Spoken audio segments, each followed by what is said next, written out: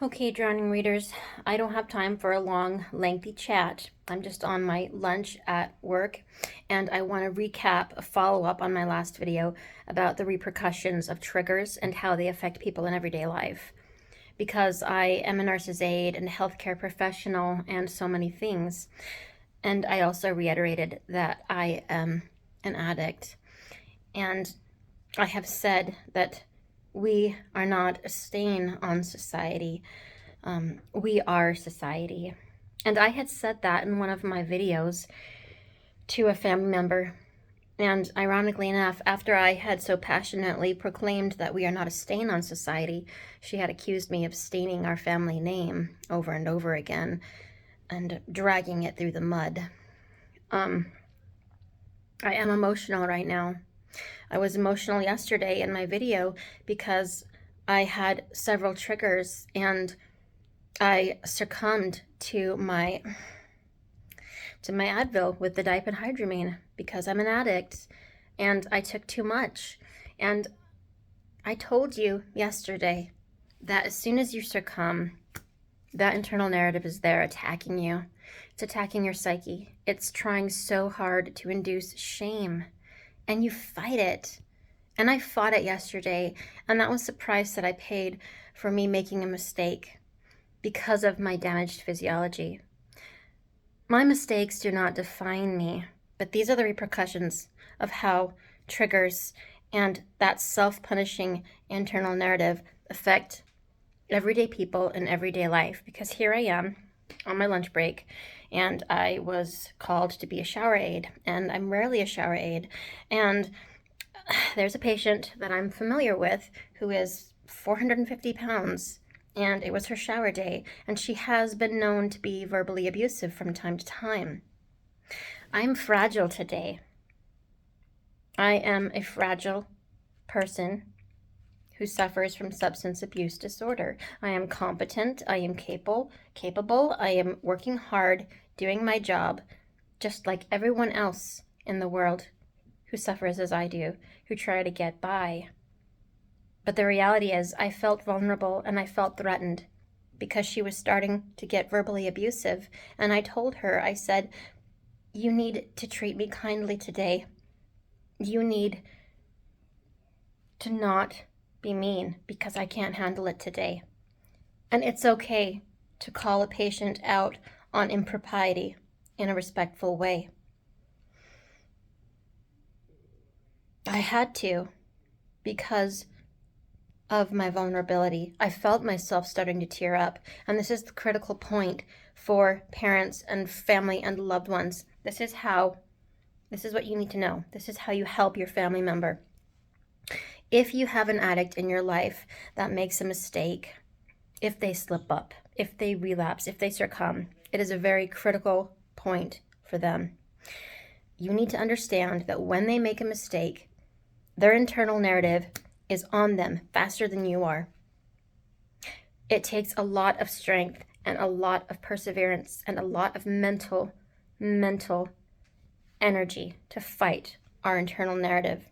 When I messed up on my vacation, I had gone really well, and I had triggers of broken families and fears of never finding love again, and I slipped up.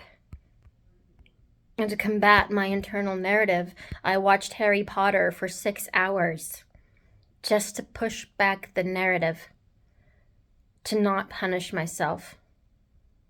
And this is synonymous with while I was preparing 1-minute Tedx pitches, because I am an addict, and this is my reality, and I fight my narrative, and I love myself, and that's what I'm teaching you.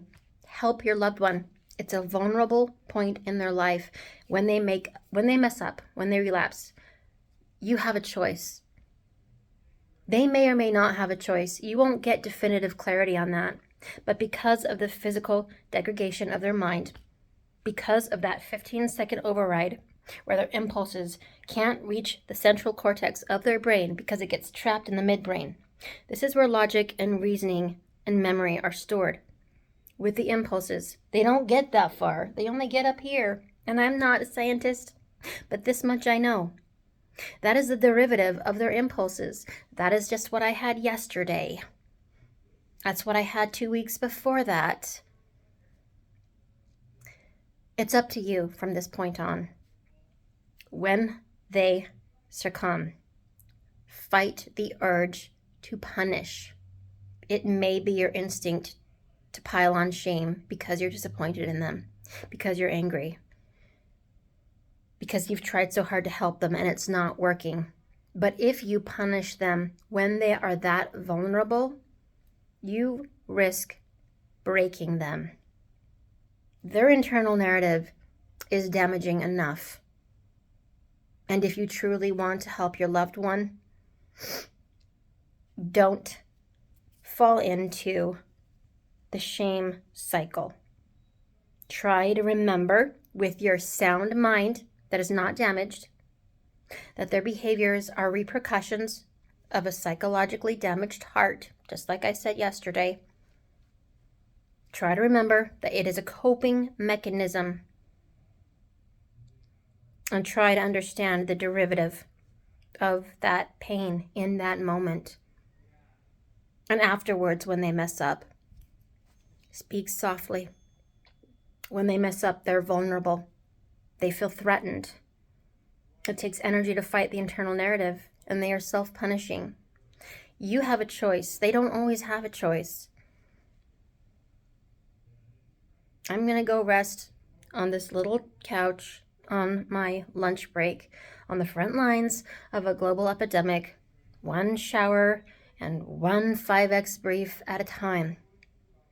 I am a certified nurse's aide, and I work hard, but I was triggered, and there are repercussions of that. This is reality. We're everywhere, and you never know. Maybe I cared for you. Food for thought, readers. If you love your loved one, don't make them feel threatened. Don't pile on more shame. It will break them. That is a critical point right after they mess up. That's where you dive in, and that's where you show love. Love your hardworking drowning in Madagascar who's going to take a nap on this pitiful little couch.